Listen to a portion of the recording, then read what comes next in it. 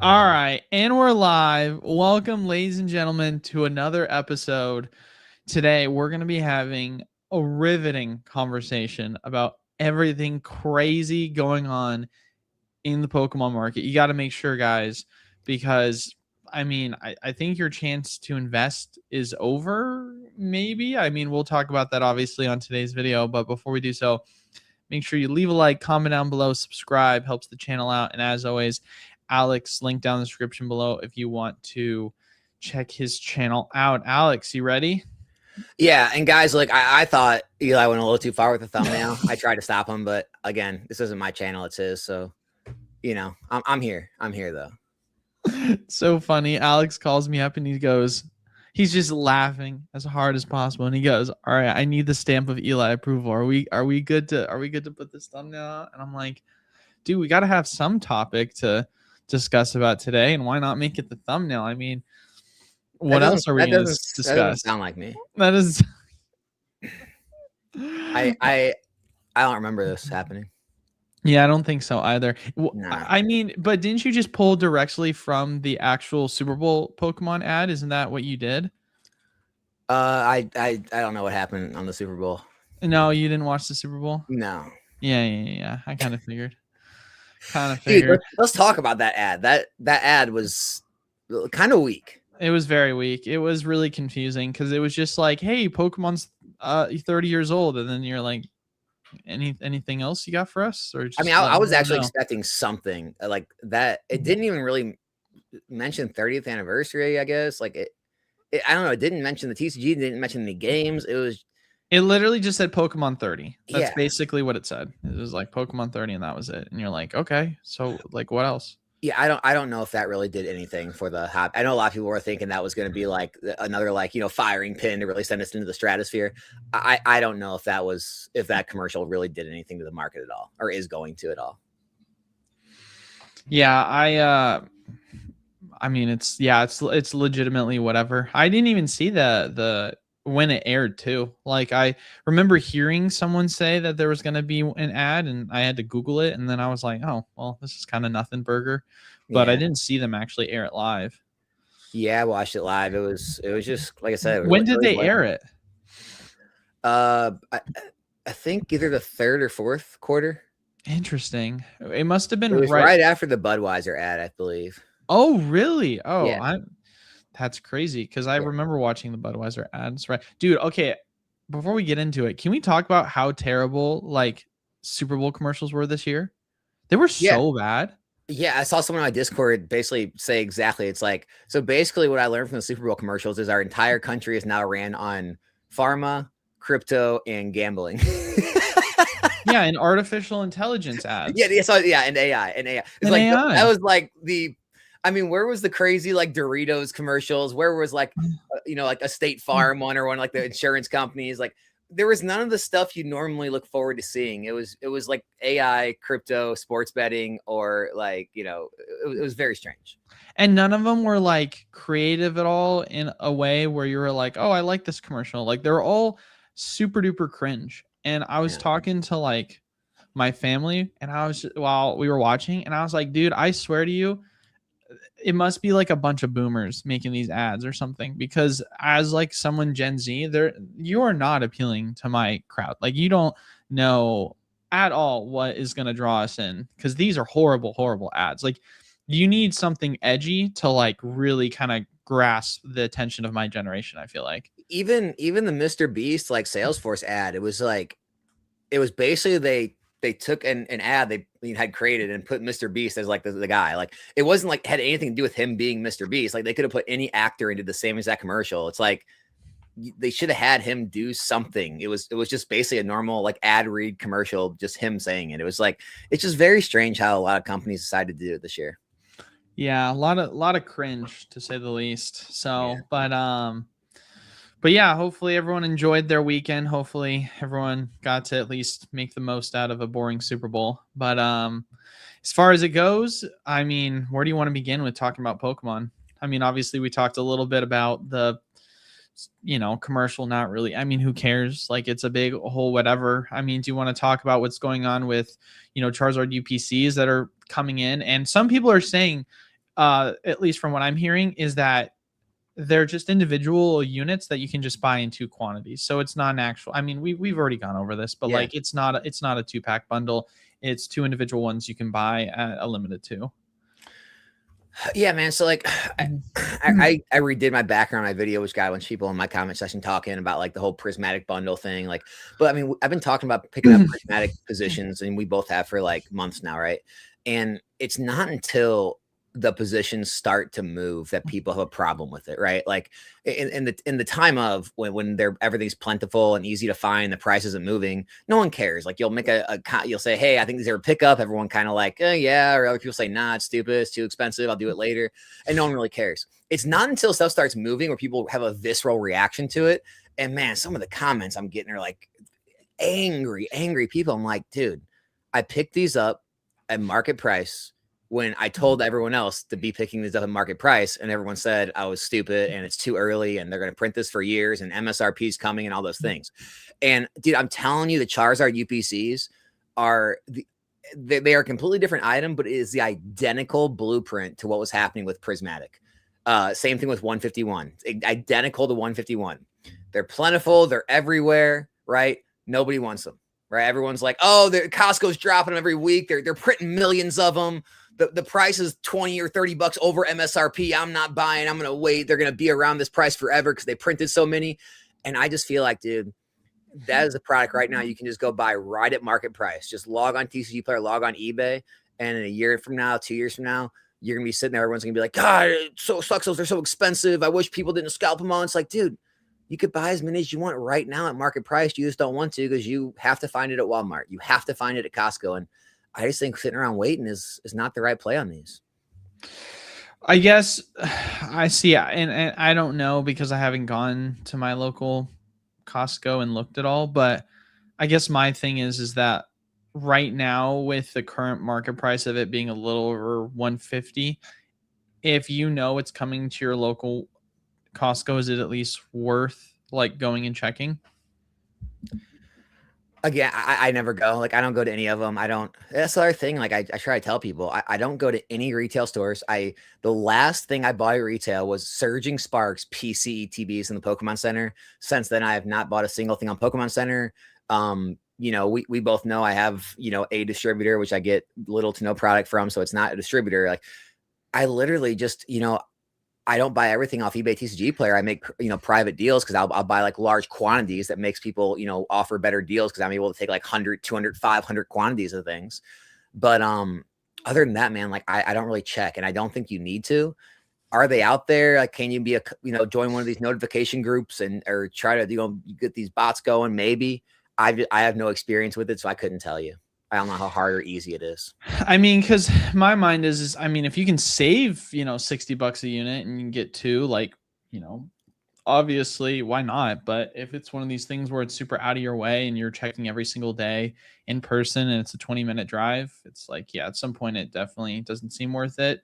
I mean, join. There's notification groups out there. Like, I don't promote any specific ones, but, and, you know, I think some of them use some, you know, marketing that I don't agree with, you know, marketing products that aren't really coming and things like that. But I mean, a lot of people have had a lot of success with the notification groups. You know, I'm sure like they can keep you notified when certain stores around you are restocking these things, and you can try to, you know, get up there and get them, because like Eli said, if you can get them cheaper, then absolutely it's a no brainer at $90 a UPC.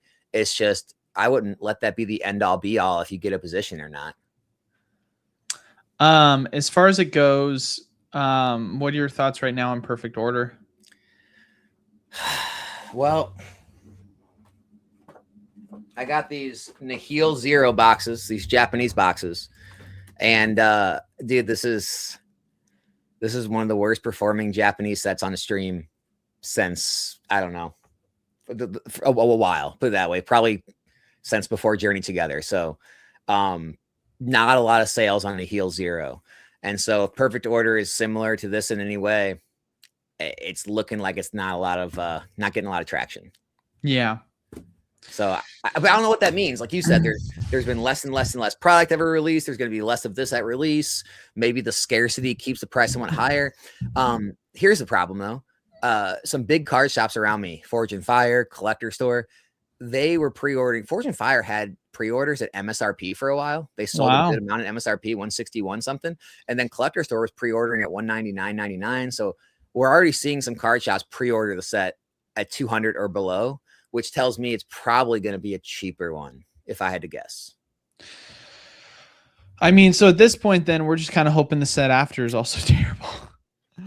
Chaos Rising. Hoping, I mean, but dude, that looks pretty sick. I know that's the problem. Yeah, that's the problem. Because like, if you remember when you really started to see a slowdown in the market, it was after Brilliant Stars, because you had Astral Radiance followed by Pokemon Go, and at that point, like, you had 2 back-to-back sets that just kind of were bleh. But I don't know. It'll be interesting to see how it's going to look, because Chaos Rising definitely seems like it's going to be a little bit more hyped. I agree. And I think another reason that like Perfect Order could get outshined a bit is because of the wave release of Ascended Heroes. People are still going to be trying to like get Ascended Heroes packs when Perfect Order comes out. So there's going to be like a competition there between themselves. So yeah, I mean, I think Perfect Order could be the first set we could, really see a good price point to pick them up. Like, we could end up seeing MSRP. The problem is, I don't know if packs get to MSRP. Like, for packs to get to $449 on the open market, it seems like a stretch.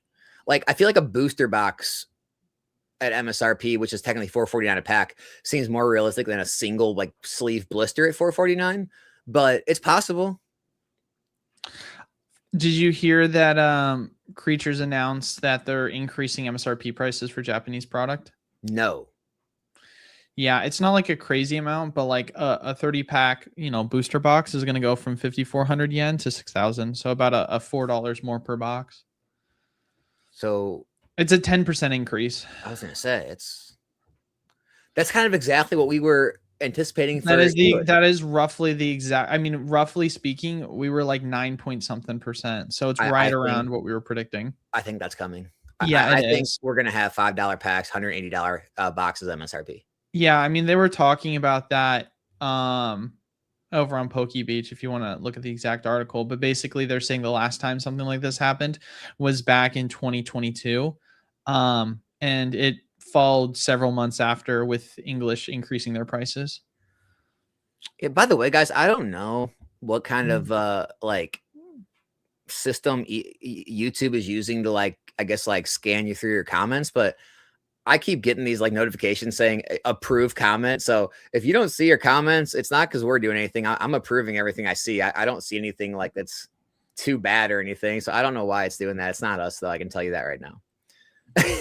So see, here's another one. It just did it again. Oh, never mind. That was you. Eli got that one. I mean, there's no point of having that guy was just trolling every comment opportunity he could, and I was like, all right, we're just getting this. But like, it's like Y2 Pokey. It held when it is, and like it held. I don't know why it's holding there. So sorry, guys. It's not me holding them. It's YouTube for some reason. But yeah, I mean, if we're saying that they're going to increase the prices starting in May, I mean, guys, get ready. Because last time this happened was October 2022 for Scarlet and Violet. And then shortly after in December is when English increased their prices. So if we're saying it's a 2-month span, expect by the summer English prices to get an announcement that we're going to get increases. But we've known this, right? We have literally been saying that this is just inevitable. This is going to happen. It's so random though, right? Like, to do it not at the first of the year and like middle of an era, like just randomly in the middle of an era in February. That's weird. I mean, but I guess here's the thing is like, they're not going into effect until May. So, and we know Perfect Order is obviously coming out end of March. And then we have release for, when is Chaos Rising coming out again? Isn't it coming out like first week of May? Yeah, I mean, I know it's May. Right. So is Chaos Rising going to be the last Emmy set outside of the 30th anniversary? Or are we going to have another one? I mean, I have no clue. Like, I legitimately, would guess one more specialty set, probably 6 total. Because you have to believe that they're doing this anticipation of like rounding out. Like this is going to be the end sometime by end of summer. Yeah. Like prices are going to probably go up. I mean, here's the thing. This is literally what we've been saying for, I don't know, at least a year now, that Pokemon typically with new generations likes to increase prices, and ME is technically an extension of Scarlet and Violet from like a price negotiation perspective. So if we're just saying to ourselves, okay, this is something where the generation or era is about to end, this lines perfectly with them going and moving on to the next generation with Gen 10. Yeah. So it's just a matter of like, okay, how is that going to kind of play out? Because here's the thing, right? If you remember, Crown Zenith came out in January of 2023, right? We got announcements of price increases in December of 2022. So the specialty set happened, and they announced it before the final set of the era happened. So I guess all of this to say is we could get a situation where they announce it sometime over the summer that we're going to see price increases. We get the 30th anniversary set, and then going into January, they introduce the first set of the new generation and we see the price increase. Does that make sense? Yeah. Yeah. That's just kind of timelining it out is what it feels like. Yeah. And I mean, I get they did increase MSRP in Scarlet Violet, and I know we were in a very rough market. I mean, for those boxes to go as low as they did, it was crazy. But what a lot of people don't remember is like before that, the MSRP was 140, like 143 or something. And so for boxes in Sword and Shield to be like $90, $95, you got to remember that was like what, $50-ish under MSRP. If MSRP goes to 180, $50 under MSRP is 130. Like, so that's why we've said in the past that like boxes are unlikely to go back in the 90, 100 range because the prices are just so much higher now. So it's like for a box to go down to like $130, that would be the equivalent of a Sword and Shield box going to like 90. So Yeah, that's kind of why I see like, yeah, I think we'll see under MSRP at some point, but I just don't think we're going to see the lows of the old anymore. Yeah. No, I think what's more than likely going to happen is we're probably going to see the new wholesale price be probably 100, maybe 100 and like 203, depending upon distro. That And just so feels you'll still get like what, like 65? Yeah, I wish. I mean, if we just kind of move that number up, man, we'll probably get like high to mid 90s at best. Like realistically, we'll probably get 97, 98 in the program if I were to guess. So, and then most other people are going to get like 103, give or take. Yeah. So that's my guess, right? I could be off by a couple bucks, but yeah. It's honestly, it's just inflation. I don't know why people think that like Pokemon, it should be like sheltered from inflation. Yeah. I mean, it's like everything in your entire life is going up. Why would people think Pokemon wouldn't? You know, it's just another, you know, retail item. Of course, everything gets more expensive. The products get more expensive. The labor gets more expensive. Transporting gets more expensive. Shipping price. I'm sure you've noticed shipping prices went up again. It's just like so much, dude. Shipping just keeps. Yeah. It feels like it's infinitely going up. I mean, freight's always costing tons of money for truck drivers. It's like the prices have no choice but to go up, guys. Like That's the hard. Yeah, that's the hard part. Is a lot of people don't realize how much prices on things have gone up, and Yeah. it's just like we can't control that. I mean, everything, boxes, top loaders, penny sleeves, everything. Yeah, I mean, when you think about it, it's realistically going to be about 4 years since the last price increase. So the fact that they're going to increase it roughly by like 9 or 10% after 4 years, It's realistic. that's very realistic. Yeah. So, Yeah. So there's that. What else we got going on, man? Ooh, Paldean Fates made a jump. Oh, really? Yeah. So it looks like those packs are basically up to around like $17-ish now, which after that like Paldean Fates collection box reprint or restock, whatever you want to call it, that I think they dropped down in like the 12s and 13s. And then like, I mean, I think over the weekend, it really started to make a move. And now those collection boxes are up in like the high hundreds. Packs or loose packs are like 17. So, you know, I think people were seeing like 151, you know, same print block. They're all going out of print in April. And it's just like 151's $19, $20 a pack. And Paldean Fates was so far back. Then you got the Bubble Mew, way more iconic. I mean, in terms of value than the Charizard is in 151, it's selling for a lot more. people are probably like, what are we doing? Why is this so cheap? I think it was obvious. I mean, the big thing I've just been paying attention to is, I mean, it's just astronomical to me. Like, it's insane. It's insane how, like, 151 UPC is pushing 700. Dude, we should like bring our replay back up from our old stream. Like, we sat here with those UPCs in Costco with people telling us, I'm going to wait for the ETB reprint. I just never expected it to get here this fast. Like, that's literally insane. Like, that is insane. No, it's one of those things where it's like, you have to, I always say this, there's always luck involved, but you create your own luck by taking action. 100%. So like, you know, in a regular market world, let's say maybe, you know, you bought them at 90 and they're at 180 and you doubled your money after a couple of years, right? The fact they went to 700 is obviously luck, but you made that luck because you took action. You got to get involved, man. Yeah. It's crazy. It's legitimately insane kind of watching and seeing how things have played out right now. I would have never predicted this. This is astronomical. Yeah. I mean, Sword and Shield era stuff, though. I mean, I haven't seen really any major jumps with the back half booster boxes. Maybe I'm missing one, but no, they made that recovery from that like 20-30% they lost in October, November. They recovered, but they haven't really broken past the old like highs. I mean, Fusion's kind of right there again. Evolving Skies is up near it again, but yeah, they're all having trouble breaking past those highs. Phantasmal's trying to hit 300 again. Dude, we had that one wrong, huh? I mean, it's one of those things where, yeah, I mean, yes and no. Like, we knew that the realistic price point was going to be, it was going to hit 210. It was going to hit 220. That was kind of what we're predicting. We hit that. They said there was a chance that it could hit 200, right? It didn't hit 200. It obviously hit 220, right? So it was right in the ballpark of our range of what we were anticipating it would drop to, right? With that being said, actually TCG players saying it dropped lower. But anyway, regardless, I mean, that's they were definitely in the two teens for sure. Yeah, they were low. They were right in the price range. And then, like I said many times before, I felt like 200 was a super psychological barrier, and that was going to be a huge point of emphasis if it broke below 200, which it obviously didn't. And from there, it's obviously rebounded. And we didn't really have a conversation about a rebound and what that would look like or what's possible. So I guess that's where it's like, you know what I mean? Like it went to where we said it was going to go. We just never said how long it was going to last and how long it was going to be at that price for.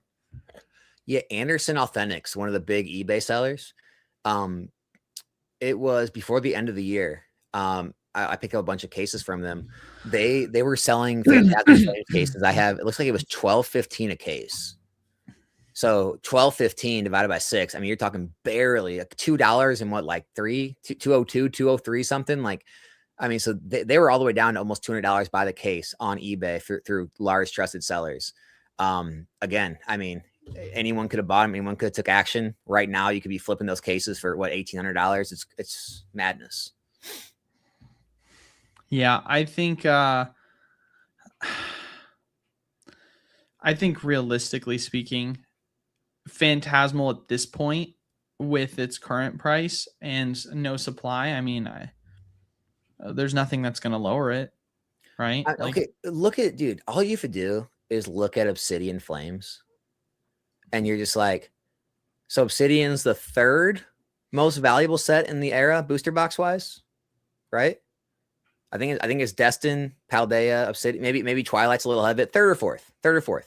Wow. And it's got the third best Charizard in the era. This Charizard is, I mean, what most people would consider the best artwork ever drawn for a Charizard. And people didn't think that it was going to be able to carry that set. How do you think that Obsidian Flame Charizard could carry that set to be the third or fourth best booster box? And you don't think this Phantasmal Flames Gold and that Charizard is going to carry this set? It's all it needs. It's literally all it needs. Yeah. I mean, Phantasmal is definitely going to, over the long term, perform better than Obsidian, right? Of course. Yeah. I mean, another reason is it's much harder to hit. Like the Obsidian Flames Charizard, it was still in the first block of Scarlet Violet when the SIRs, I believe, were still 1 in 32 packs. And then the card itself, like the SIRs in that set were so few. So the odds of hitting a specific SIR in Obsidian was one of the easiest cards to hit in all Scarlet Violet era. And these SIRs and that gold Charizard, those are actually really, really hard hit rates, even though it's a smaller set. So it's technically easier than a lot of the Mega Evolution SIRs in the base set. It's still a much harder card to hit than the Obsidian card and much more sought after card. And so if the Obsidian Zard carried Obsidian, you got to believe this can carry that set. Yeah, no, 100%.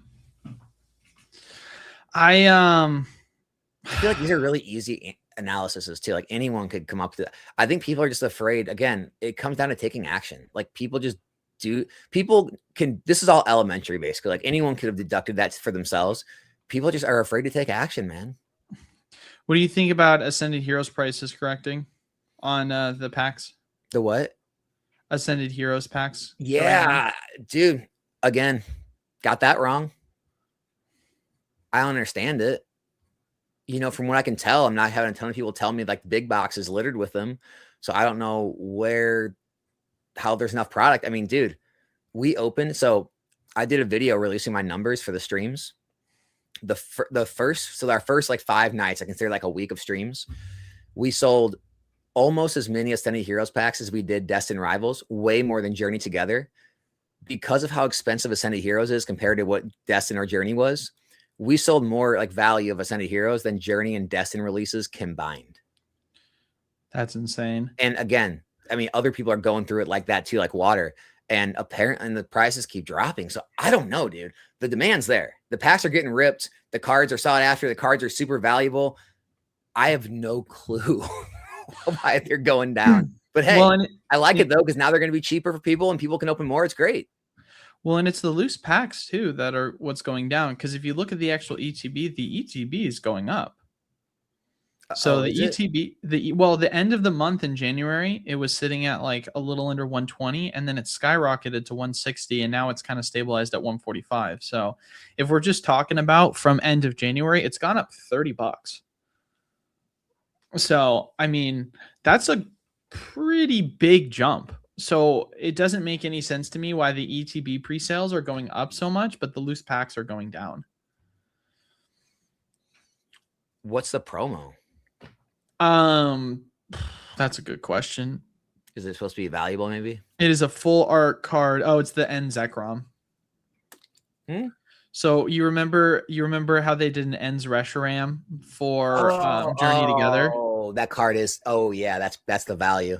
Yeah, so Zekrom. So let's take like what 1330 a pack times 9, 119. Yeah, so that card is gonna be probably worth $20. So that's why that sounds about right, honestly. Yeah, that makes sense. That card is sick. I've opened that in Mega Dream. It's really cool.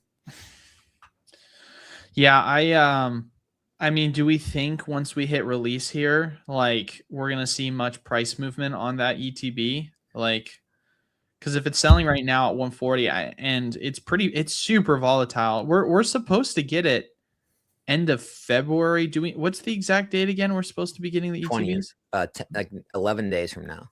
11 days. Wow. That's like when they're supposed to be here. So I don't know if you as like a card shop get them like a few days sooner. I mean, for specialty sets, like 2 days before. So it's there's no pre-release, so They don't have like special shipping times for this thing. If I had to set a price target, I would hope we can see $9 to $10 a pack on the market for Ascended. I mean, that feels reasonable. And then the ETBs might be like 110, 120. I was about to say, I mean, if that's the case, you're obviously paying the premium specifically just for the promo. Yeah. I mean, the promo is going to be worth something. I mean, the Prismatic Eevee promo was worth something at the beginning before I started to get tons of reprints and really dropped. I mean, when it was released, that Eevee promo was valuable. I know we've talked about the set performing poorly, and we've talked about how little supply, like obviously it's going to be getting, but realistically, I guess my question is at this point, do we still think below 200 makes sense for perfect order, even with the supply? It's multi-wave as well. It's at 217 or 220 right now, right around that price. I still maintain that anything in MSRP booster box wise is a snap buy. I think that's a good price no matter what. 200, it seems like you're gonna be able to find it at that.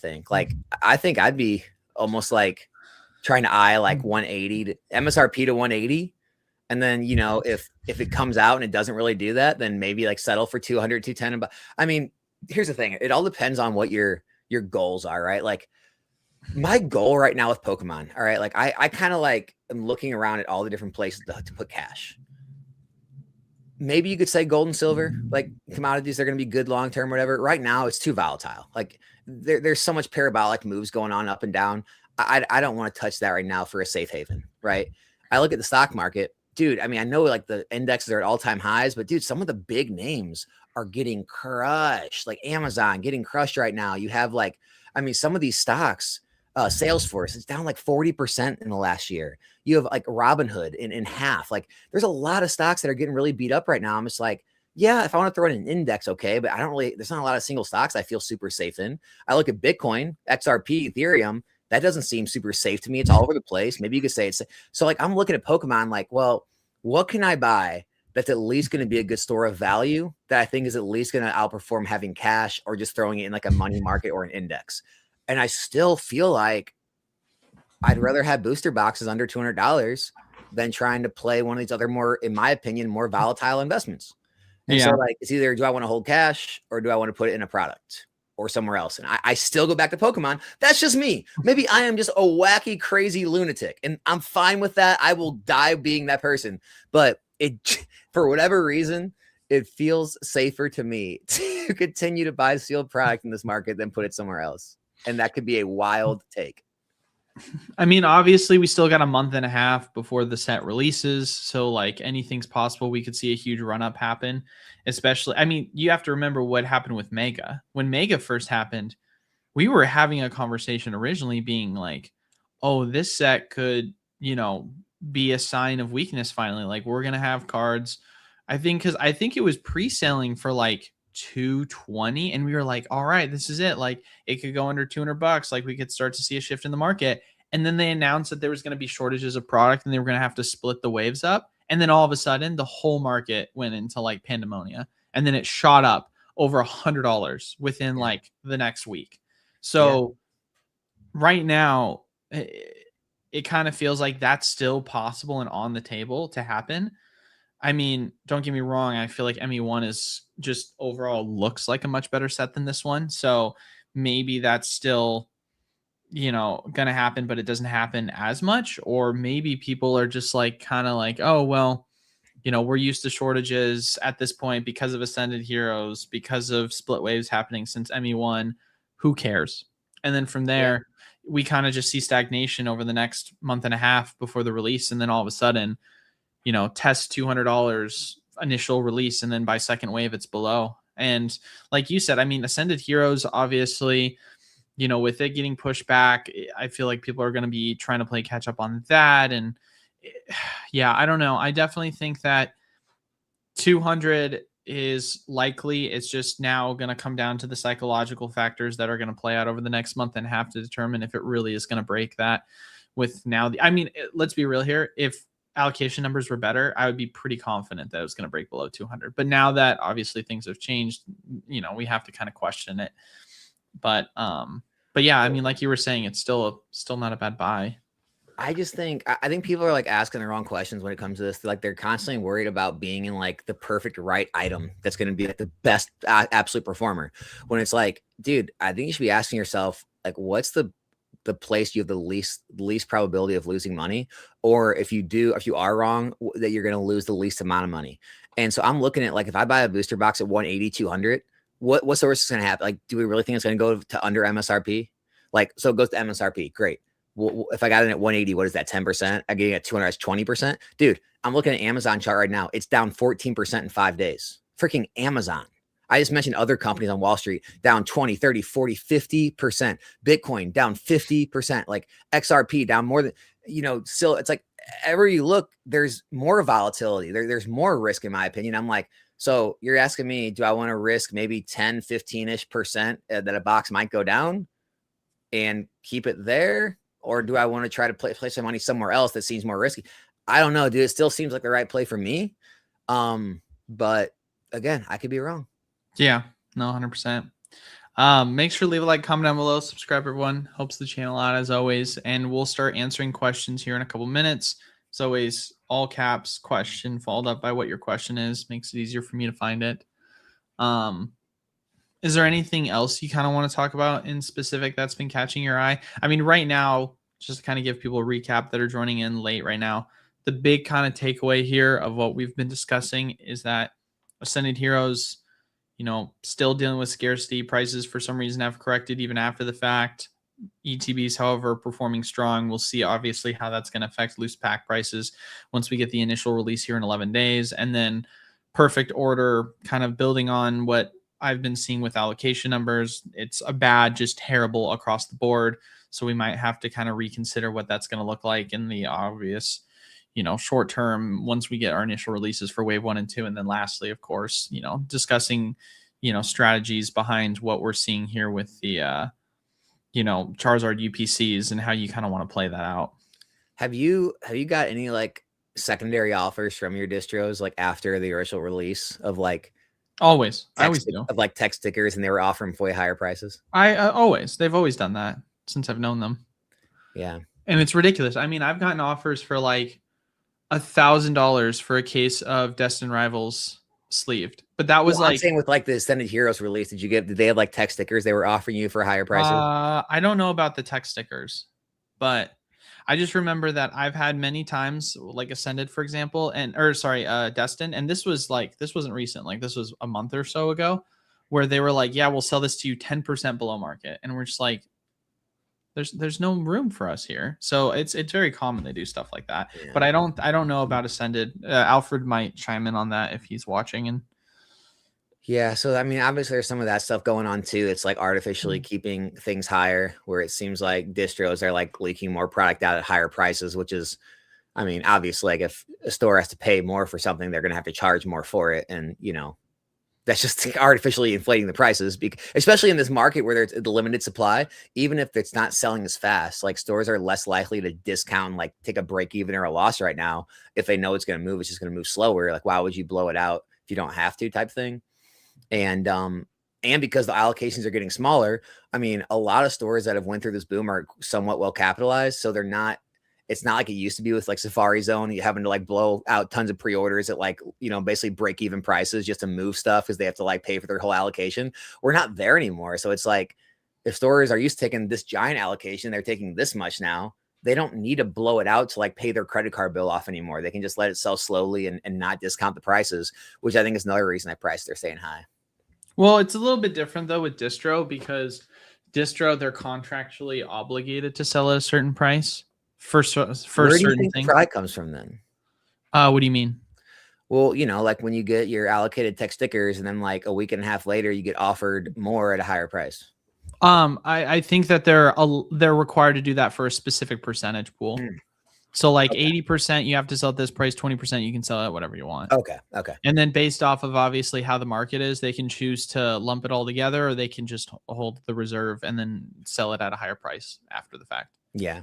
I mean, yeah, either way, whatever. It's just like, I just don't think the stores are in any position anytime soon to have to like blow things out. And I think it's going to keep the market stronger. Yeah. I mean, with Pokemon, I mean, I know Magic might be a little different. No, I get what you're saying. I mean, we definitely as a store try and limit our product that we sell. Like, I mean, we don't want to do it, but we try and limit it as much as we can, because obviously that's important to make sure that people are going to get it in their hands. And we want our regulars to get the opportunity to buy product regardless of the price. Like, I don't know. Our philosophy, at least at our shop, is we say, has everyone had an opportunity to buy it? Okay, everyone has. Cool. Let's evaluate how do we want to handle it from here. Because that's the most important thing, is we want to make sure people can be able to purchase a new set. And if it's obviously, extremely expensive as is, then we always price it under market. I mean, dude, that is one thing I'm excited about. Perfect Order, dude. I'm so excited to be able to sell that. It seems like at least we're gonna be able to sell those packs really cheap, and so like hopefully we get low. I mean, it's not gonna be MSRP, I'm sure, but like hopefully we get low enough to where no one's gonna complain about pack prices on streams, and everyone's gonna be able to order as much as they want. They're not gonna feel like it's overpriced. Like I am excited. Like, dude, I'm so much more excited for that than I was Ascended, because I knew Ascended was gonna be just a nightmare. And honestly, it wasn't as bad as I thought. Like a lot of people kind of understood at this point, but like, man, it does feel so much better to be able to sell packs cheap again. And it looks like Perfect Order is going to be that way. I mean, I am in the process of just setting up for a market correction. Realistically, what does that entail? Basically, I'm just trying to be a little bit more liquid. Like, and to be fair, like Selling I've had a lot of Origin?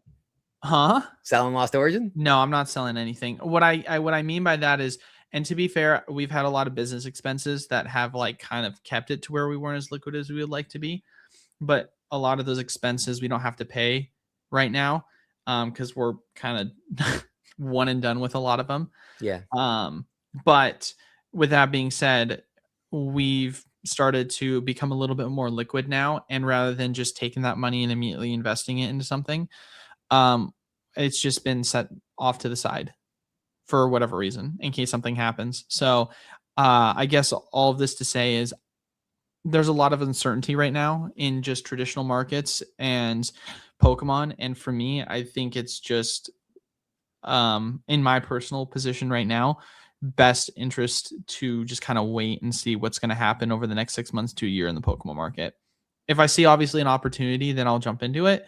Yeah. But I'm just trying to stay water right now, because realistically, if we do start to see a normalization show in the next year, I'm going to want to take advantage in a massive way. Yep. So I like it. Another thing, I know we're going to take questions here in a second. Do you want to talk about One Piece? No, but you can. Well, I know nothing. I'm not a One Piece guy, but I guess what I mean by that is, did you hear confirmation that we're getting two more distributors are getting One Piece? My distributor is confirmed they're getting it. Yep. And then, and then Southern also is going to get it from what we're hearing. Yeah. But, I mean, at least, I obviously wouldn't get it because I'm not a Play Store, or like a physical shop, but like the way it sounds like it's just going to be enough to service. I mean, from what they have I guess, heard, is going to be not like a ton of product. Going to be enough to service the physical shops and the Play Stores and things like that. It's probably going to be really limited like before. So I'm not sure. I mean, we're hoping, obviously it means we're going to see an increase in supply. Now it's going to be from multi distros, but I mean, who knows? It's hard to say, right? Yeah, I'm not a One Piece guy. Like, there's people, like shout out Pokey Profit. I know he's got it's a Straw Hat Speculator, his YouTube channel, where he really covers One Piece. Like, I don't cover it. I'm not, I took like just a chance on it when it was new, just because like people I trusted at my card shop were, telling me about it and how big it was going to be. And so like, I got in really early with like the blue bottom boxes, and then like, what was it?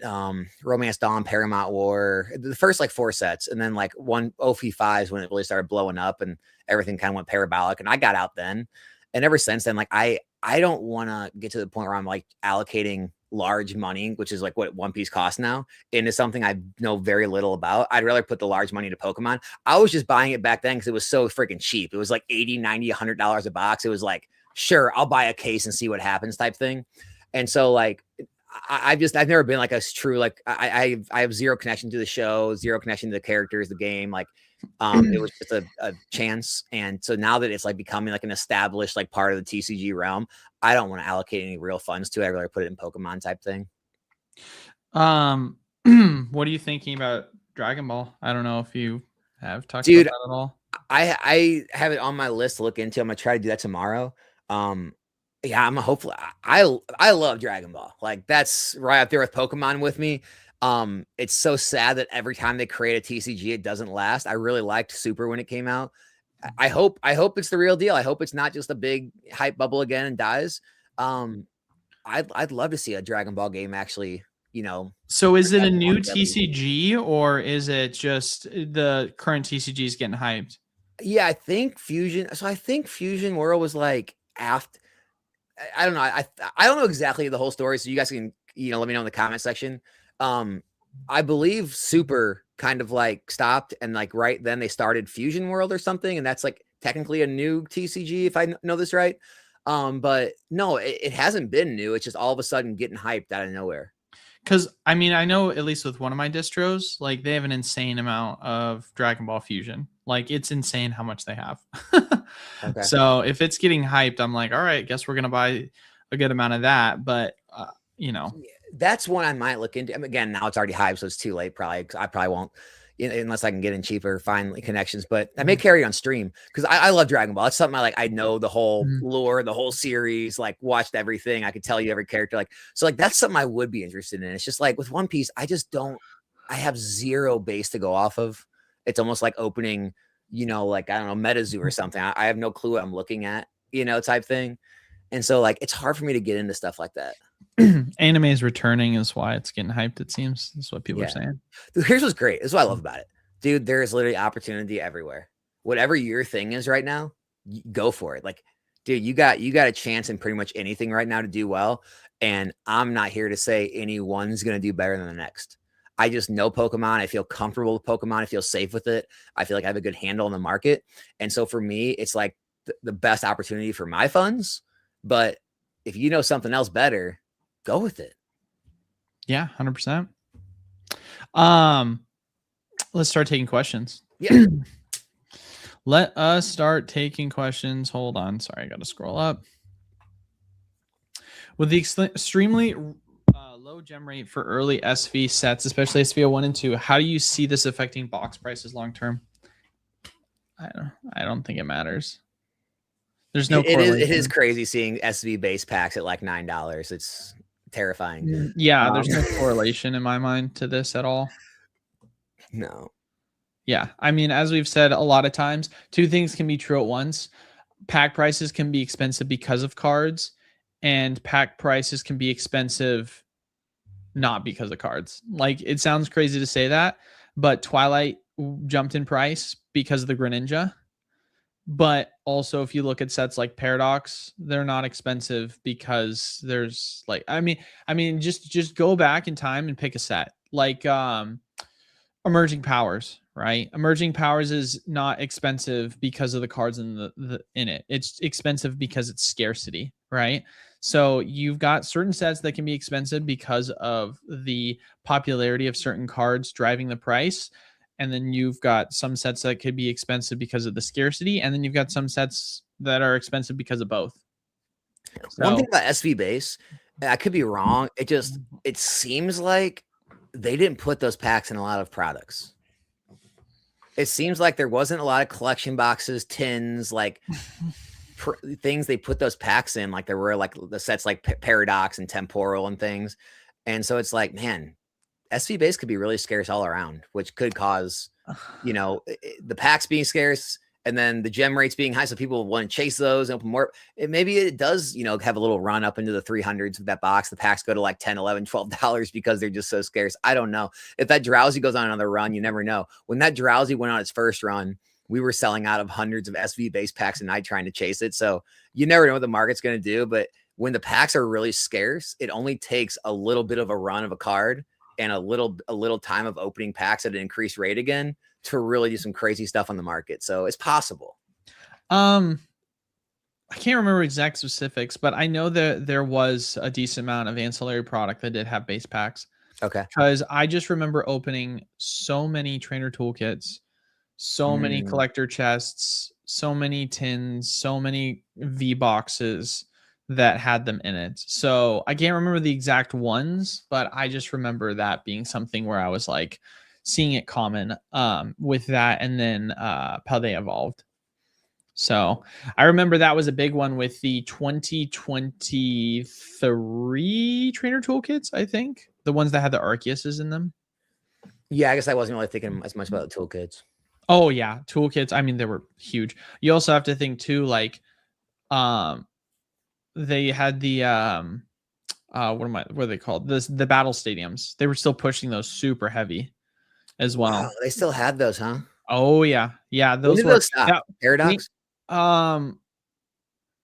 yes, I think Paradox is when they stopped. It's just no one was buying them because they announced that they were going to be keeping the prices the same, but they were going to have one less pack in them, and then people just stopped caring about them as much because it was just already something that no one wanted to begin with, and then it got, less value even more so.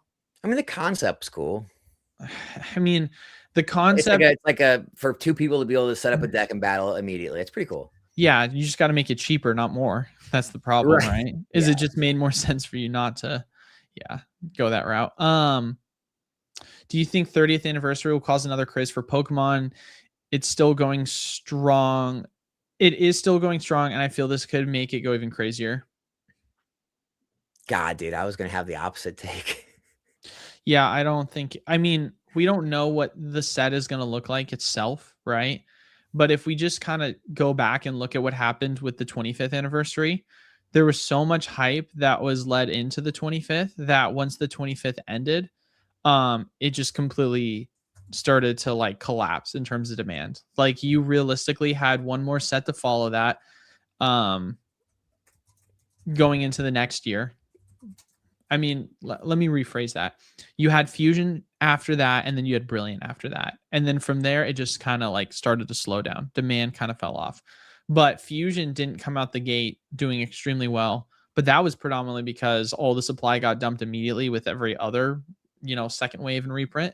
And then Brilliant did pretty good out the gate, but they announced that they were also going to be putting quite a bit more Brilliant into the market. And then you saw a price correction happen.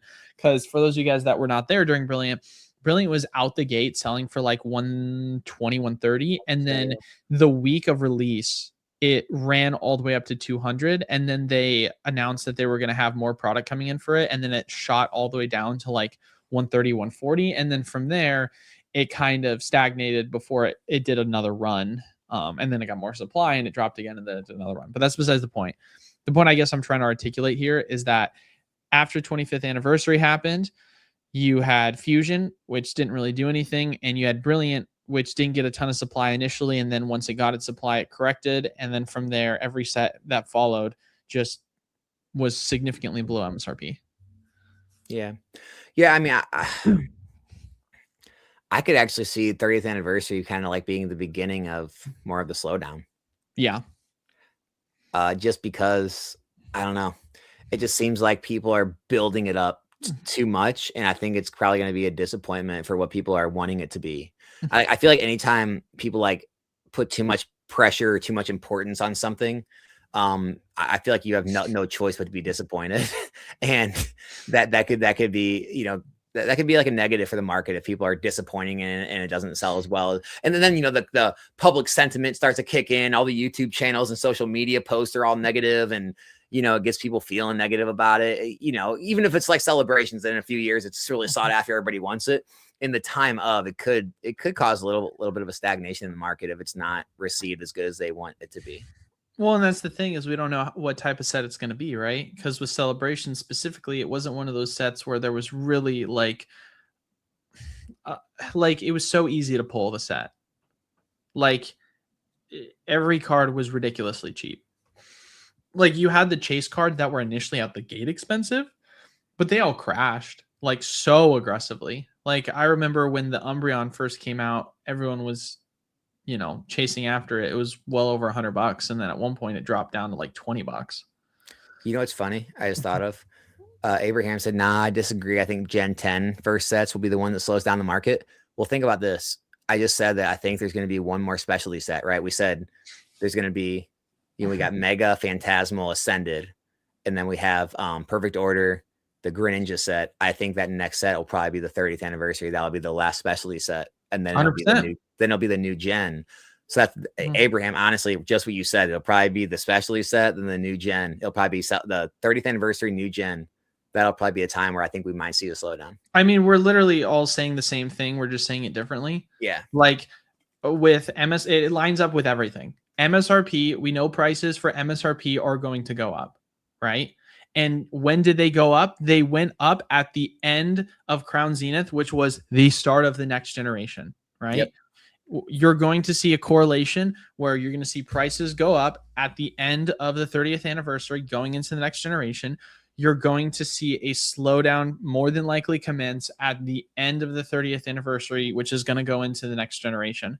So it's going to be this like kind of correlation that happens where demand is going to kind of fall off. Prices are going to become more expensive at the same exact time. And so you're going to see prices come down and just not be as, crazy of a market in my belief, right? That's kind of what feels realistic. But also, to be fair, this is all speculative and we don't know what the 30th anniversary is going to look like, right? Like celebrations, like going back to it, as I said before, it wasn't a collector set in the way that like you're going after major chases because it was easy to get everything. And so because of that, out the gate celebrations did pretty well, but eventually like several months after the fact, it performed poorly. Like it stagnated forever. And realistically, it stagnated for years before we really saw a performance. Yeah, so other than the UPC, that was about it. Well, so the UPC performed really well at the gate, but it too stagnated for years. Yeah. But it was technically, I guess you could say, a good gain, even though the amount it ended up stagnating at was still a good gain.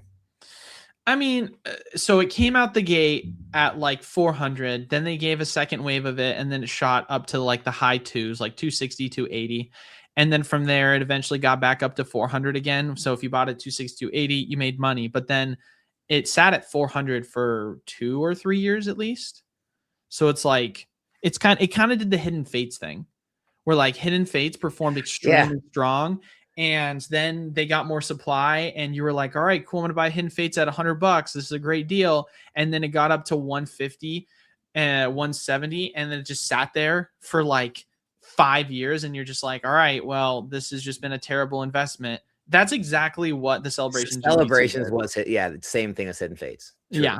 So, and both of them are, of course, now seeing major returns in very similar fashion, but it just took you so much time for it to hit that compared to a lot of other items. And by the way, guys, like this is what gets taken out of context so much, and like what other people get wrong a lot is us saying this about like some new sets that are going to come out. It doesn't mean like because that happens, 151 is going to drop a ton. No, it's not how it works. Like saying a Gen 10 set is going to like be MSRP doesn't mean that like, oh, 151 is going to drop big. It's like, no. We're talking about the new stuff coming. We're not talking about how it's going to affect stuff that's out of print by then. Like, so just don't get it twisted. That's what I would say. Yeah, 1,000%. I mean, yeah. New sets being cheaper doesn't ever correlate to old sets being cheaper. I mean, it can happen, kind of like what I was just saying. For example, like two things can be true at once with booster boxes and singles. But realistically, if you watched the Scarlet Violet era, prices were ridiculously cheap, while Sword and Shield and Tag Team era altards were popping off like crazy. Yeah. So, yeah, one can go up while the other one goes down. So, just I guess be ready. I guess what feels surreal about this is it feels longer than this last time before. So, yeah, like it doesn't really feel does. longer. It is longer. So, does it feel more surreal, like the fact that this is possible? No, just because like I feel like it's like a snowball, or not even like a snowball, but like every time like it just gets bigger and more confidence and like more and more people that like come back and back and forth newcomers to the hobby. And so I think it's just going to be each boom is going to be larger and more pronounced than the previous boom because of just how big the hobby's growing and just how much interest there is for how little supply like that can actually be created. So it makes sense that each boom's larger and lasts a little longer. Yeah. No, it'll be nice to get back to a normal market for sure. But all right, let's move on to the next question. I have 2 prismatic ETBs. Would you sell one and buy prismatic packs, or will this ETB be just like 151? I don't think it'll be just like 151, but I think I would like to have a prismatic ETB over loose packs. 100%. Nope, I agree. Do you feel like Ascended will just follow the exact same trajectory as Prismatic? Yeah, I think similar. I think we should. I think we should say that in the long term, not in the short term, because in the short term we have no clue what's going to happen, just based off of all the delays and the printing issues. I mean, when we look back at Palday and Fates ETBs, go back to that last question, they were literally $100 1 year ago. $100 1 year ago. They're $300. Dude, Paldean Fates ETBs for the longest time were being sold for $35 to $40. Dude, I was opening on, dude, I opened hundreds of those on stream for packs. Insane how same with cheap they were. 151 UPCs. I used to sell the stacks of promos by the freaking like, you know, dozen. It was so stupid, like looking back. But I'm looking at that 151 ETBs are like 430s, 440, something like that. When I look at a year ago, those were 195. So I'm looking at Prismatic at 145, and like in a year, it's going to be close to its out of print date. Why can't that be a $300 ETB? Like that's what I say in my mind. Like, why can't that go from 140 to 300? I mean, I'm not saying it has to, but I think there's definitely a path forward for it. Yeah, like I said, it'll probably get to a very similar destination, but the path it's going to take is going to be different just based off of all the issues with printing for Ascended. I read a comment on the Pokeos video that there is some demand for NN and Pokeos collabs. Any chance we see that in the future? Anytime, man. I got nothing but love for Pokeos. Eli often mentions when a BNW era booster box shows up on eBay, it might be the last opportunity someone has to realistically buy such a rare item. Do you think we ever get to that stage with Sword and Shield? Of course. We're going to get to that stage with everything. Honestly, we're getting close with XY. I mean, first of all, the cards are happening already. You can't find a Silver Dialga and a PSA 10.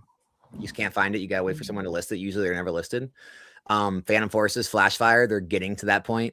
Team Up will eventually get there quick. Like, yeah, I mean, I think it's the lower value boxes are going to take longer, but I don't think we're very far off from seeing some of those high value XY boxes getting to that point.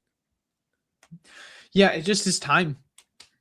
Like everything that is deflationary and continues to dwindle in supply will get to that point as more continues to open. It's just time. Yeah.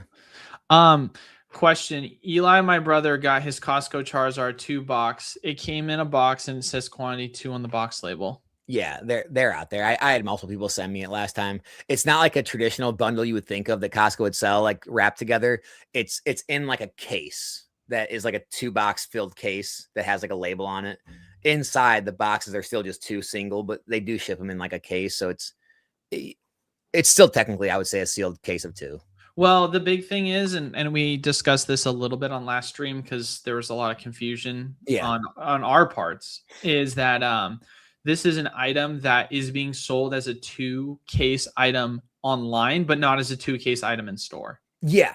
And that's the confusing part, is it's not one of those traditional Costco bundles where you go in and they're all packaged together. Right. Because it's only that way online. And if you have one of those guys, I would keep it sealed. Like I wouldn't, that's going to be a rarity in the future, like having a sealed case of those. Like only Costco has that SKU. A lot of people opened them. It's probably going to be a scarce item. Papa Necro says, can we get another reminder to hit the like button? I appreciate that. Make sure to leave a like, comment down below, subscribe, guys. Really helps the channel. And then after that, it says, why do the players not get angry at Pokemon when they print a 4-player product, a Marnie Battles deck and Gengar Battle deck, with a highly sought after promo that gets scalped? Yeah, that is. Actually, I agree with that. I don't agree with Pokemon doing that, like putting these like exclusive promos in these items that are clearly meant for players, right?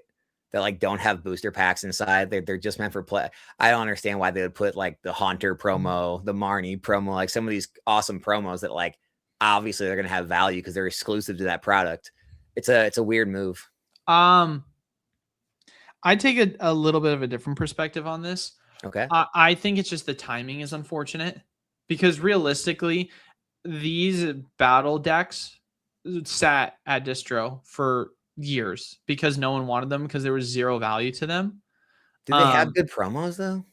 Never had good promos. Well, I They think that's what we're saying. Is like, why are they putting these like good promos in there? Well, that, like I said, that's my point. Is it's the timing. If this was a lot slower of a market, people would not complain nearly as much because the demand for these would not be nearly as insane. So because before people were complaining about the battle decks because Pokemon wanted to push battle decks to players, but no one was picking up the battle decks because there was no value from them. You were literally losing money trying to pick them up. So I'm saying if they came out with these battle decks with these promos during the time in which the market was slower, then it would have been a lot more of a positive reaction. But because the market is insane as it is, it's just kind of feeding into the already craze. And then it's now making it to where battle decks are also an additional thing that's difficult for people to pick up. I don't know. I mean, it's true. Even if you look at some of these like other ones. Like I'm looking at that's like the League Battle deck. Like it's got like I'm looking at some of the older ones, like Miraidon and a Regieleki V. Like you got like a Mew EX and a Gardevoir EX. Like they didn't have like exclusive illustration artworks in these older ones. Yes, I agree. That I 100% agree. So you don't think even though if they put the like exclusive illustration or SIRs in them, you don't think it would have been a big deal? No, you're missing the point that I'm making here. Okay. The point that I'm making is that because the market is crazy right now, this move is having a negative reaction. But if the market was much slower, then this change would have had a much more positive reaction. Because during the slow market, no one was picking up the battle decks because no one wanted them because they were garbage. So it would have caused sales to actually happen then. Exactly. And that's the thing. Pokemon they would have been an MSRP, you're saying. Pokemon was trying to address the lack of sales for battle decks by adding in these promos. But they did that. But they did it at the wrong time, is my point. So if they did this during the slowdown of the market or when the market was slower, then everyone would have been a lot happier and you would have seen these not sit as often at distro pages. All right, I agree. Yeah. So, because that's my thing. That's my thing is that there were so many people that complained, why would I ever want to pick up battle decks? They're literally garbage. There's nothing good in them unless you're a player. And even then, a lot of times it's cheaper to go to the secondary market and buy it. And so they would just sit. So it's like, let's find a way to make it to where they're not just going to sit. And obviously right now, it doesn't feel that great for the obvious reason of the market being the way it is currently. Truth. But, do you think the Charizard UPC promo is a play right now? Maybe. Did we talk about this at all? I don't know. I can't remember if we've talked about this before. All right, let's check it out. Man, dude, it is still a $30 card. I mean, it is. Here's the thing, like anything else, you're not buying the high. You're definitely not buying the high. I mean, it's come down off the pre-release of like 60s. It is here's the thing, the curve of the chart is starting to level out. Are we at the bottom? Maybe, maybe not. The fact that it's starting to level out and the drops are becoming less and less drastic. I think you're getting to a point where you can start safely buying and start accumulating and like be ready if it does go down to 25 or 20 and keep buying more. But yeah, I would say it's starting to become more of a safer time to buy. Yeah. Especially after like all the ones that just got released, like, you know, obviously there's going to be some hit the market. I mean, maybe we see this drop a little more, but like, again, it's like, understand your risks. What do you think is going to happen? It's going to drop $5, $7, $8. So you're risking, you know, maybe 20, 30% that you have to dollar cost average in. Like, I doubt this card goes under $20. So you have a built-in risk. You already know you're not buying at the highs. It's not a terrible play. I want to see if I can find what's the pop report on this. Man, that's insane. Holy crap. Do you know do you know what the is this correct? I'm gonna guess like every other Scarlet Violet card, it's like 20%. What the PSA 10 is going for? Oh, I mean like the PSA 10 gem rate. I can't find the gem rate. I just sold the PSA 10. It was going for almost $400. Okay, this must be where I'm looking at is probably. I sold a little while ago though. It might be what is it at now? I'm gonna look at this on eBay myself before I say what I'm seeing. Oh my gosh. Hold on. Give me Yeah, 2 so they're seconds. down in like the 300 range now. Okay. Yeah. Cool. 275, 300 Population report is 3,728. out of Total wow, it's total over PSA is 50%. 6,493. So over No, 50% gem rate. I was looking at Pokédata and they were saying that the last sale was 1,600. Yeah. Yeah, so I was like, that doesn't seem right. I'm gonna try and go just to eBay and I make love sure. how Clan Dean said, instead of depending on Pokey, I need to pick up all the promo list backstock. Starting to mold. Dude, that's how Brian built his allocation, man. Dude, that's facts. I mean, we're in a time right now where you've got people in the program that are begging for battle academies because they just want to be able to use that to build spend. I know. Like that's Amazing. where we are. And that's the thing that sucks because everyone's doing that. Like literally whenever my distros are like, "Hey, we've got product that's ridiculously overpriced, are you going to buy it?" We're like, "Well, we need spend." So yeah, we kind of have to. Doesn't really give us an option. We need spend.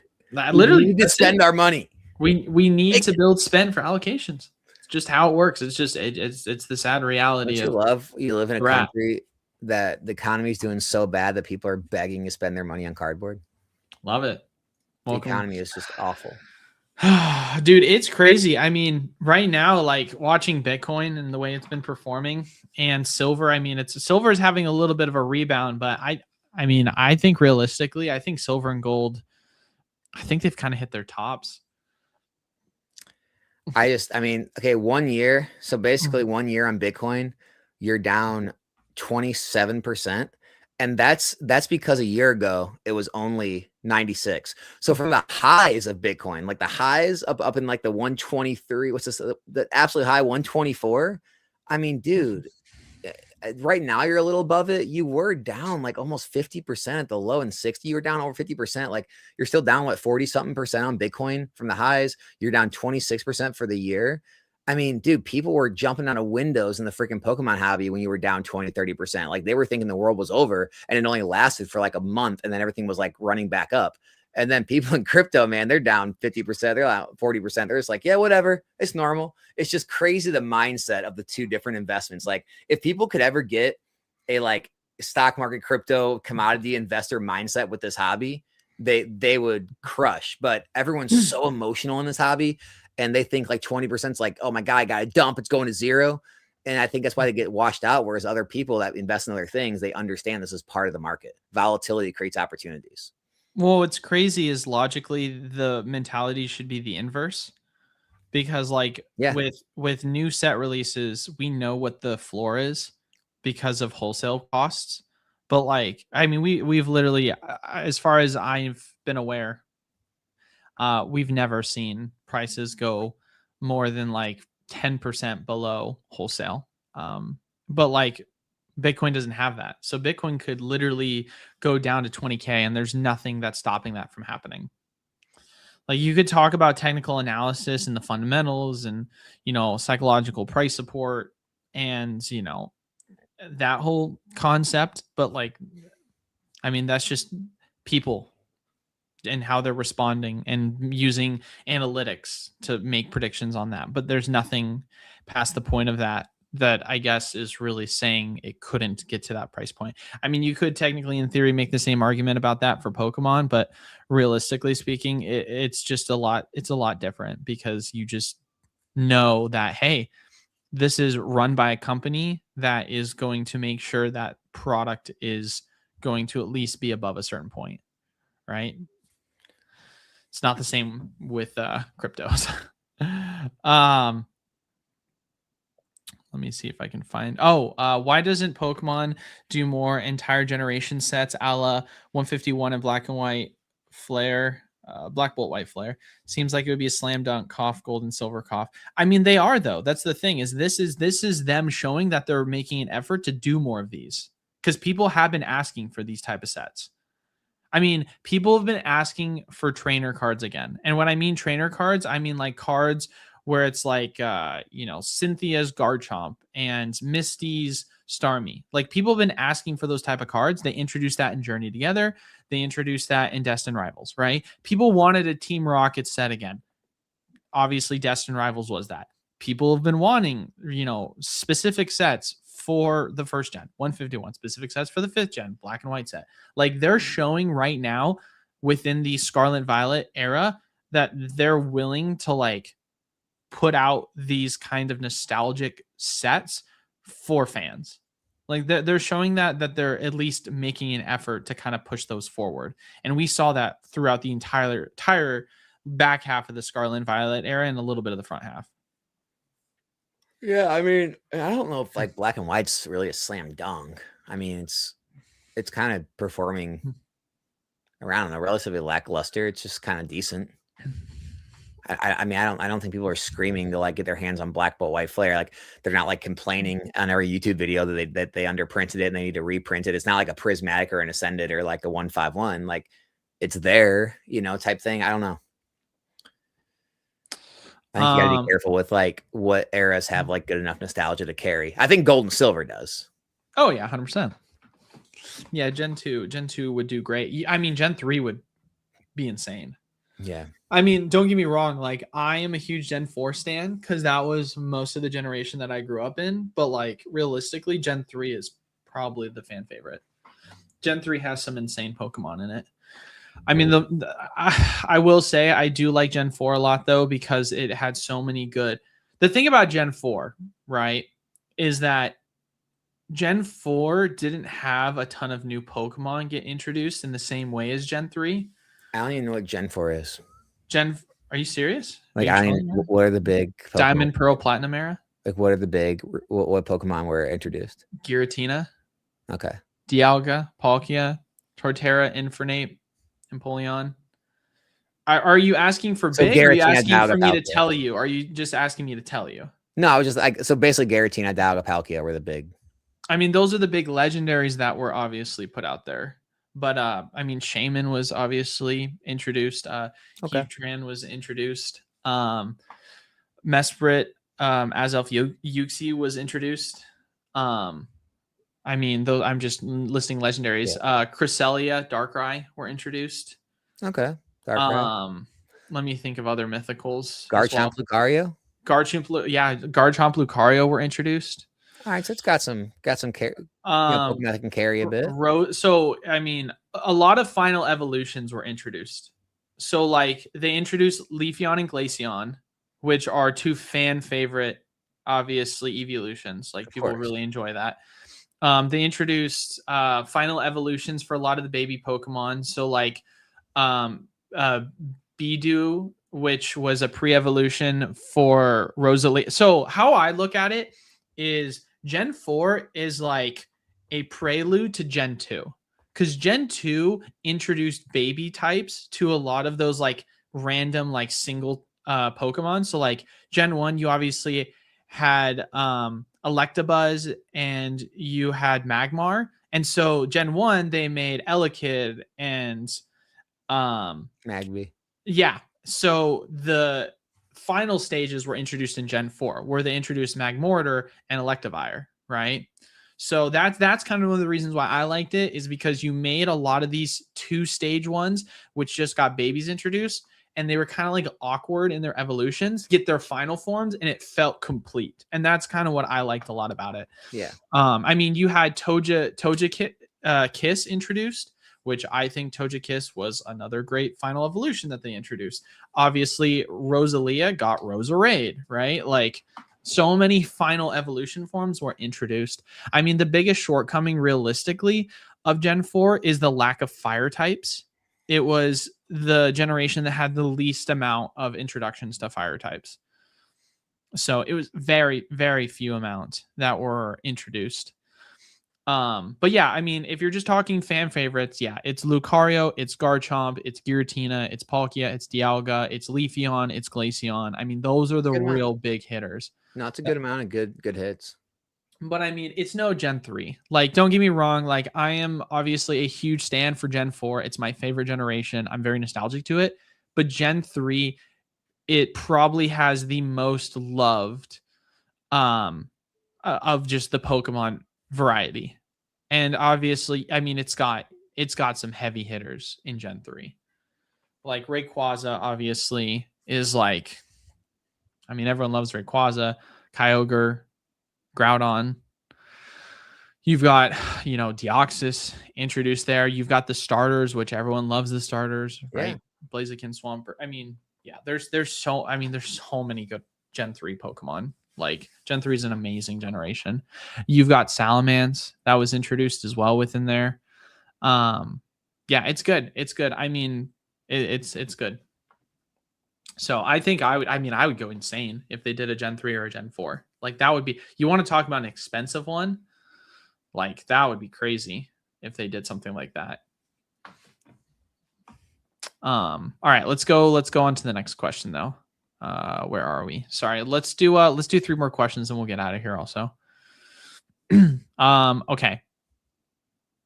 Wait, just making sure I didn't miss a question. Okay, cool. Do you think there will be a 35th anniversary set or will they skip to the 4th? There's going to be a 35th. Yeah, of course. They always do specialty sets every like 5 years. Yep. All right, next question. All right, here we go. Best Super Bowl food you ate yesterday, and why will DR be 2K by July? DR 2K by July would be insane. It won't be. It won't. Dude, we keep it simple, man. We just got pizza. We just got some pizzas. Buffalo wing dip. It's always good. Yeah. Man, that's a good question. So I'll share a little bit. First and foremost. Now with the buffalo wing dip, do you do it with the Fritos or do you get like a tortilla? What kind of chip do you use? Are you talking about for buffalo dip? Yeah. Is it like, do you get like a I do neither chip or is it like a Frito? I do neither. I get French bread and sourdough bread. Really? So good. You go the bread. Oh yeah, it's insane how good it is. Yep. Okay. Yeah, the bread is the go-to for buffalo dip. So my wife, love her, she made all the food yesterday. And it was so good. I mean, she made deviled eggs, she made stuffed mushrooms, she made buffalo dip, she made brownies. I mean, she made a lot of good stuff. I would say of yesterday, the buffalo dip was definitely my favorite of the things that I had. But one thing we didn't sadly get to make, but we have all the ingredients for, we just didn't get to make it because some friends arrived later than anticipated. And so we were like, we'll just do it another day. Homemade queso fundido. Do you know what that is? I'm guessing it's some sort of queso sauce. It's not a sauce. So queso fundido, basically what it is those someone's gonna make fun of me. I don't know what the traditional term is, but do you know those bowls that they like put guacamole in and you're like kind of hard pressing to like mash it up? So it's one of those bowls, and then what you do is you put cheese, chorizo inside the bowl, and then, well, specifically you put the cheese in the bowl and then you put it and bake it, and then from there you take the chorizo, put it in, and it's like a mix. And so it's not like a sauce, but it's like a cheese, super stringy cheese. Hey dude, when you got some liquid cheese, I'll be there, dude. And so queso fundido is amazing. I love it. She made homemade queso fundido, and then she also made homemade corn tortillas as well. Oh jeez. Yeah. So like deep fried. I mean just corn, corn mix. Tortilla. I think like tortilla chips. Yeah. No. Homemade corn tortillas. Yeah, because how you're supposed to do it is you get a corn tortilla and then you get the queso fundido, which is the chorizo and the cheese, and then you put it in the tortilla and you eat it like almost like a cheese and like a cheese taco almost. Yeah. But so we did some like testing. So I got to try it before we were gonna make the final batch, because I mean, never made it before, right? And it tasted amazing, but we never got to actually make the final batch for the Super Bowl. So definitely sad, but we still have all the ingredients, and so I'm gonna get to eat that later, and that will probably be my favorite if it was made. We take it. But yeah, DR is not gonna hit 2K. No, it's not. I mean, anything's possible, but I hope it does. Yeah. That'd be insane. All All right, we'll take 2 more questions, then we'll get out of here. How long does it usually take for a set to have their first wave of booster box reprints? Asking because of the DR situation. Thanks. There's no guarantee. There's literally no guarantee that a set will ever get a reprint. I mean, that's the sad reality of the situation. And here's my thing, guys. Like, I've been in this hobby for a long time, but the hobby is always evolving. And so I'm also evolving with my perspective on things. There's been things I've been right about, there's been things I've been wrong about. And with that being said, the biggest thing that I've kind of learned, and I've learned this, I don't know how long ago I learned this, but reprints are not guaranteed, guys. Reprints are not guaranteed. There's no promise that reprints were not I'm not going to say that. There's no promise that reprints are promised to you. There's no guarantee that they're going to happen. So, well, there's so much there's so much nuance even with reprints that the YouTube hyperbolic content that wants to get everyone riled up. They don't ever want to tell you because they don't like the fact that they're wrong a lot of time. Here's the thing: you're not guaranteed a reprint at all. If a reprint comes, how much is getting reprinted, right? Is it going to be boxes? All right. If it is boxes, what price are the distributors going to sell it at? They're not going to sell it at the original original distro price. They're going to mark it up. Is it going to be sold at 20% under market, 30% under? What's it going to be sold at, right? How much are they going to sell at that price?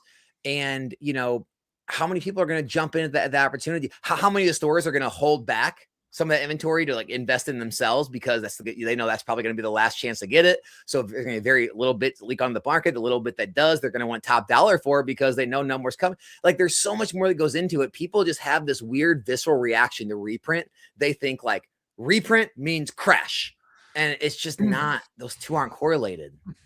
It's happened before. It's not a guarantee. Well, I think an important thing people need to understand as well is just because something is expensive doesn't mean Pokemon's going to reprint it. For the longest time, people were like, oh, Evolving Skies is this expensive. There's no way Pokemon isn't going to address it. And don't get me wrong. I was one of those people for the first year. And then once it hit $400, I was like, maybe not. Because the thing is they got a reprint, which we were right on. I made a prediction a reprint was going to happen. It did happen. Prices dropped down to 120. And then from there, they skyrocketed and rebounded back up. And I said to myself, okay, well, this is an insane rebound. There's no way this is obviously not going to get another reprint. Pokemon's going to want to address this. And they never did. And the Rivals got a reprint right now. It's called Booster Bundles. Yeah. Well, and you also have to think too, guys, we're in unprecedented territory. So it's one of those things where I couldn't ever look back and say, okay, well, historically, when this set got to X amount, Pokemon reprinted it. Therefore, this is why this is going to happen for Evolving. I mean, there's no data to support that, right? It just is a general assumption based on the fact that Pokemon had made many statements saying that they wanted to print to demand. And so it made sense that based off that statement that they were going to print to demand, but obviously that's not 100% in line with the reality of what happened. So Destined Rivals, it is a set that obviously we're of the belief that there could be more booster boxes in the future, but realistically, we have no idea how much and whether that's going to play a true impact on the market. So if you're someone that wants to get Destined Rivals and believes in on the long term, I mean, there's no point of waiting. There's no guarantee of anything. We'll get the bundles. Yeah. All